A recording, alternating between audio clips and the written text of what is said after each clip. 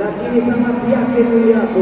Mtasikia wenyewe, mtaona wenyewe. Na hii ndiyo Simba Sports Club, pamoja na hila yote, pamoja na vigizo zote, vita nyingine tumeshinda.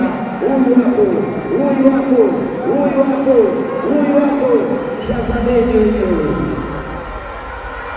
Masaa machache baada ya klabu ya Yanga kumtambulisha aliyekuwa mshambuliaji wa klabu ya Simba Selemani Mwalimu, hatimaye msemaji wa Simba Ahmed Ally ametoka hadharani na kuzungumza kwa mara ya kwanza baada ya utambulisho huo, ambapo ameandika kupitia mtandao wake wa kijamii akiwataka wana Simba kutulia na kutoa kipaumbele katika mchezo wa ngao ya jamii unaopigwa kesho visiwani Zanzibar dhidi ya Yanga. Katika ujumbe wake, Ahmed Ally ameandika: wengi tumeingia kwenye taharuki baada ya kuona aliyekuwa mshambuliaji wetu kutambulishwa klabu nyingine. Kwanza ni wape pole wana Simba kwa taharuki hii.